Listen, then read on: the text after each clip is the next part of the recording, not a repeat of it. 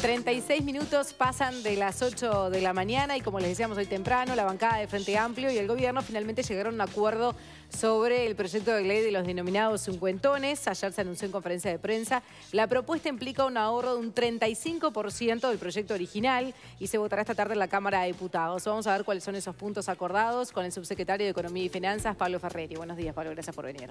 Muy buenos días, María Noel. Bien. Un placer estar con ustedes. Bien, igualmente. Bueno, costó mucho este acuerdo, se habló de hasta disciplina partidaria, una posible renuncia, que después desmintió Astori, pero me imagino que, bueno, que en el momento, y hasta de terrorismo de cifras por parte del ministro de Trabajo, Ernesto Murro. ¿Pensaste en algún momento que esto iba a barranca abajo y no se llegaba a un acuerdo? No, primero, con respecto a estas últimas declaraciones, no merecen ningún tipo de comentario. Se comentan solas. Pero sí decir que fue un acuerdo trabajoso, pero creemos que muy bueno.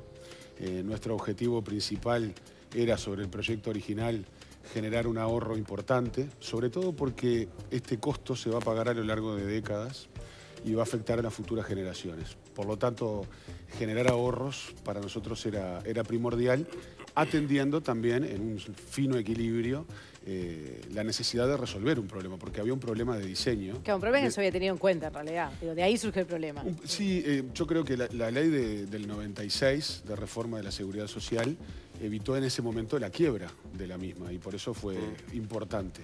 Pero tuvo algún error de diseño como este que había que corregir, generó un problema y por lo tanto debía ser corregido. Ahora, esa corrección, el reparar a quienes habían sido perjudicados, tenía que ir de la mano con el equilibrio de las cuentas públicas, primando el interés general, el interés de todos los uruguayos y de los uruguayos que están por venir. Por eso, generar un ahorro de un 35%, que sobre el costo que nosotros habíamos estimado es de aproximadamente 1.300 millones de dólares, nos parecía muy importante. Y más allá de renuncias o no, que eso, como el ministro Astori lo dijo ayer, quedó desmentido, sí estábamos muy convencidos, estamos absolutamente convencidos de que teníamos que generar estos ahorros en beneficio de la sociedad en su conjunto. O sea, se volvió a la cifra que estaba en un principio aquel Consejo de Ministros cuando el proyecto se envía al Parlamento. 1.300 millones porque menos. El proyecto fue enviado con la información disponible en ese momento, luego con información actualizada ese costo aumentó y con esta reducción de los mismos se llega a los valores originales. Y por lo tanto estamos muy conformes con este acuerdo, que se logró también con mucho trabajo, pero también con mucha gente apostando a la unidad.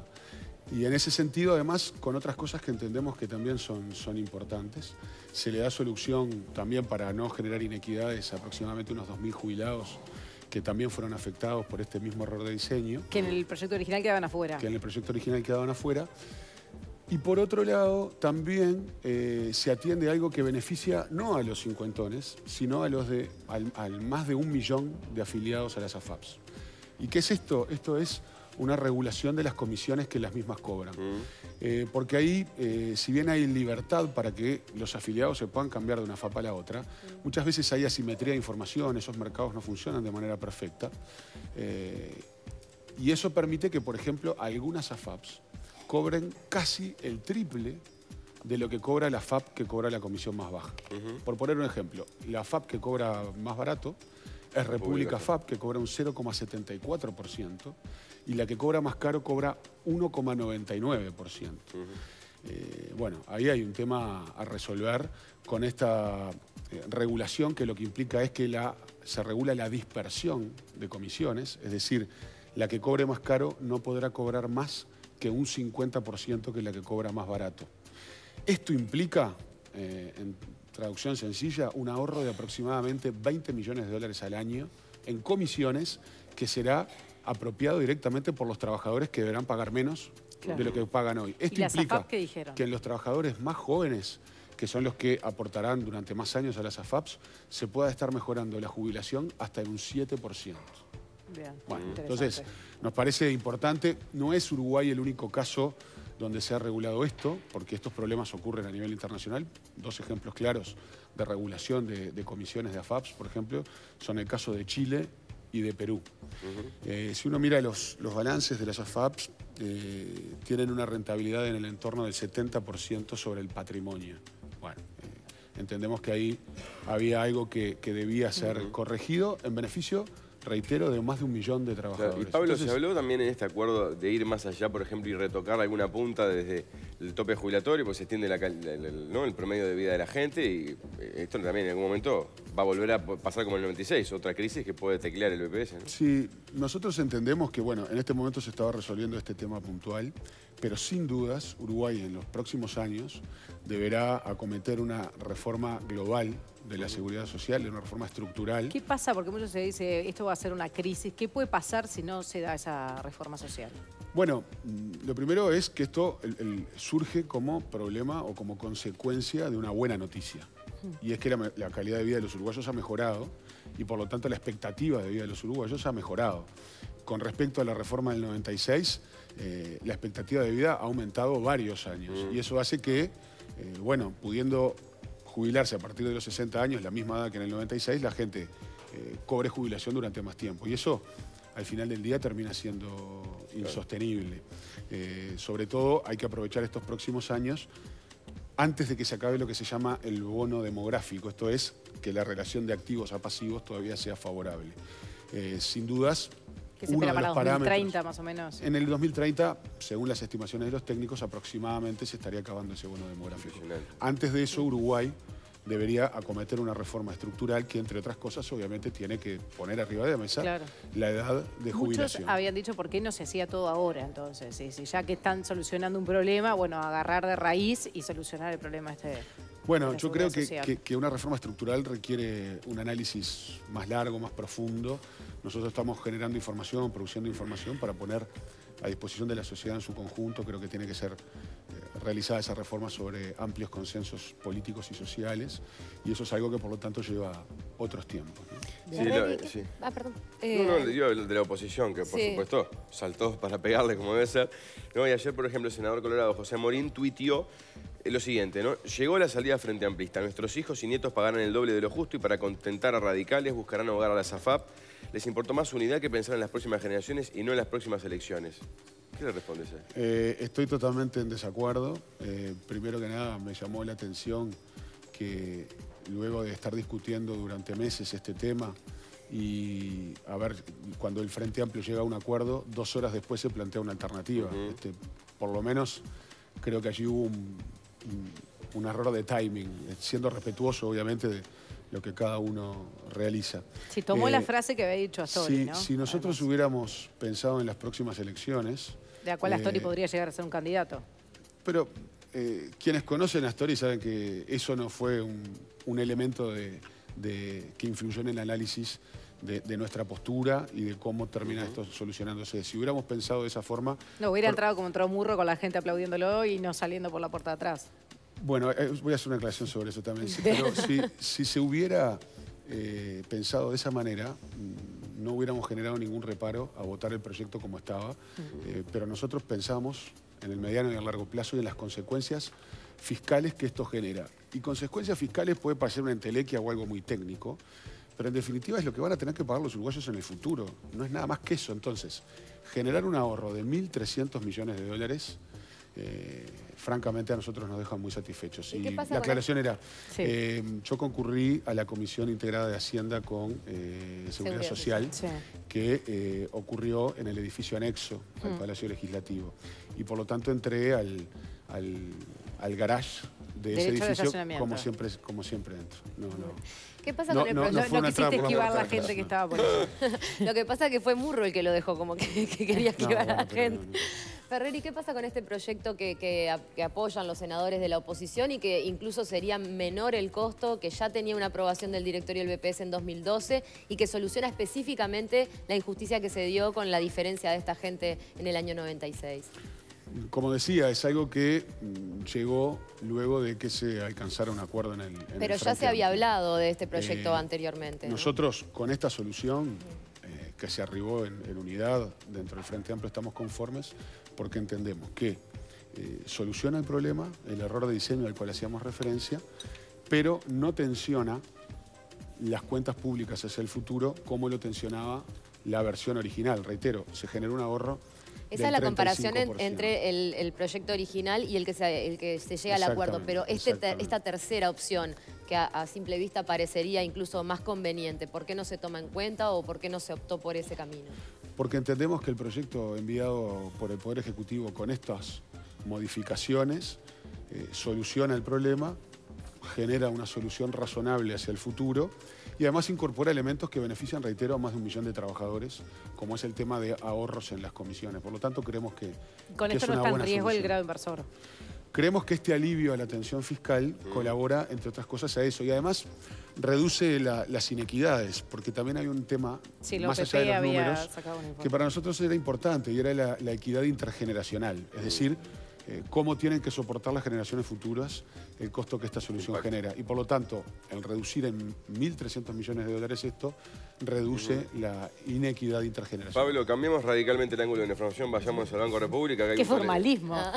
Me siento negro en la aguja. Que hay un, hay un tole-tole Yo ahí. pensé que ibas a hablar de Peñarol. No, ya hablamos el lunes. Si fue Ya suficiente. nos tiene agotado.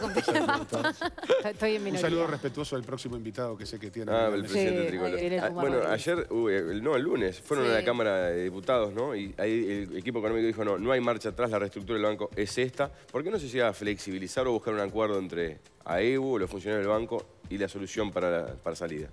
Bueno, primero que nada, porque esta reestructura del banco responde a la necesidad de mantener el liderazgo del Banco República en el mercado nacional. En un mundo de bitcoins, criptomonedas, trabajos a distancia, Inclusión financiera. inclusión financiera, apps para realizar todo a través del celular, pensar que la estructura del siglo XX va a ser apropiada para lo que viene en el siglo XXI, me parece que sería un profundo error. En segundo lugar, como quedó absolutamente claro en la comparecencia al Parlamento, no se ha cerrado ni una sola sucursal. Es más, desde el inicio de los gobiernos del Frente Amplio a la actualidad hay más sucursales que antes. Si uno mira los números de las sucursales en donde se están generando aperturas parciales, es decir, se abre algunos días y otros no, francamente la actividad es muy baja. Y esto no ha implicado que ningún servicio deje de brindarse en esa ¿Y localidad. que Eso ningún también me parece trabajador muy quede importante. sin empleo? Ningún trabajador ha quedado sin empleo. Ahora, ¿Y por qué se queja tanto el gremio, entonces? razonar con la cabeza del siglo XX lo que va a ocurrir en el siglo XXI, me parece que no es la forma adecuada de proteger los intereses del Banco República, pero sobre todo de los uruguayos, que somos quienes usamos los servicios del banco. El centro del banco, y esto lo digo con todo respeto, no deben ser los bancarios, tienen que ser los uruguayos. Y para ellos es que está pensado un sistema que brinde cada vez mejores servicios. Hablando Bien, de todos sí. los uruguayos, bueno, hubo algún sector que otro demostrando indignación por el tema de las tarifas. También se dijo desde la oposición que el Ministerio de Economía lo había decidido más allá de lo que se creía en el directorio de cada empresa pública.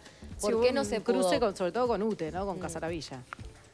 Bueno, hubo trascendidos de prensa y yo me atengo a las comunicaciones oficiales. Por eso decidimos hacer una conferencia de prensa en conjunto, donde no solo estaba el Ministerio de Economía, sino que estaba el Ministerio de Industria, la OPP, el prosecretario, el secretario de la Presidencia y los presidentes de todas las empresas públicas. Es decir, este fue un trabajo de equipo y se llegó a esta solución en equipo y con el presidente de la República a la cabeza. Obviamente, sería mucho más simpático comunicar rebajas de tarifas. Pero pocos Pero meses, eso- pocas semanas antes se había comunicado que iba a haber efectivamente una rebaja. Se había comunicado que se iba a tratar de que se hacer iba lo a intentar. posible, pero te pongo un ejemplo.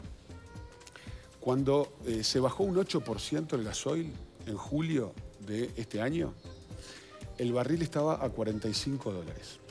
En el momento, el día que se tomó la decisión, en esos días, y aún hoy está así, el barril del petróleo pasó a estar a $63.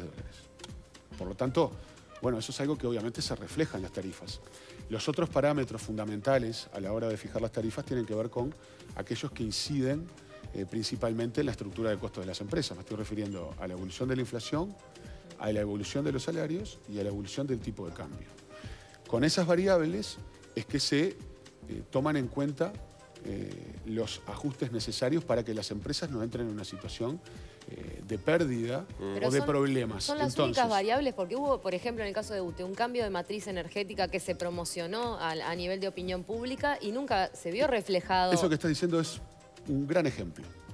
Primero que nada, el cambio de matriz energética, antes de permitir movimientos de tarifas, lo que aseguró fue el suministro de energía en todo momento. Y es un dato que hoy nos parece trivial, pero hace una década atrás no era trivial. Acordémonos de los cortes apagones programados, los cortes programados.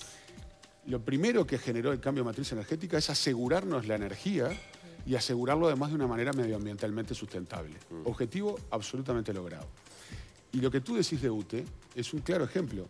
El resto de las tarifas, o por lo menos en el caso de OCE y de Antel, subieron alineadas con la inflación.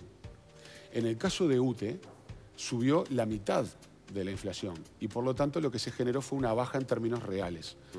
Ojalá ojalá podamos generar rebajas mayores en el futuro. Para eso estamos trabajando. No es un deporte generar alzas de tarifas, sino que toma en cuenta estas consideraciones y que nos han permitido, en el caso de UTE, generar una rebaja en términos reales. En el caso de ANCAP, además de estos factores, reitero, lo que incidió fue esa suba de 45 a 63 del precio del barril. Bien, Pablo, se viene un 2018 que no va a ser fácil. Consejo de salarios en 210 grupos, además la rendición de cuentas. ¿Cómo se están preparando? Y también se viene además todo el tema de las elecciones, ¿no? El programa electoral y todo. Cargadito el 2018. Primero que nada, lo que va a haber que hacer es tomarse a fin de año, a principio del año que viene, algunos días de vacaciones. Yo te iba a decir, vos que no te tomás licencia hace 24 meses, te haría muy bien una licencia. Vendría bastante bien, pero bueno, nosotros ya estamos trabajando. Por suerte, la economía uruguaya muestra un desempeño bastante satisfactorio. Los niveles de crecimiento están siendo incluso superiores a lo que nosotros habíamos pensado. Tenemos desafíos importantes, justamente nosotros poníamos un énfasis muy fuerte en los temas fiscales, en el proyecto de los cincuentones, porque la economía uruguaya, si bien viene funcionando muy bien, tiene tensiones en el área fiscal, es uno de sus principales desafíos. La generación de empleo es otro. Y bueno, con estas variables vamos a estar trabajando para ir preparando el material para poner a disposición del Consejo de Ministros para discutir la próxima rendición de cuentas y la ronda de Consejo de Salarios, que va a ser la más importante de toda la historia. Es la vez en toda la historia que se acumulan más grupos juntos 200 días a discutir.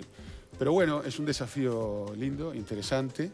Ese desafío en la ronda salarial surge porque en Uruguay hay negociación tripartita, hay consejos de salarios y eso es una muy buena noticia. Si algunos tenemos que trabajar un poco más y lo vamos a tener que hacer.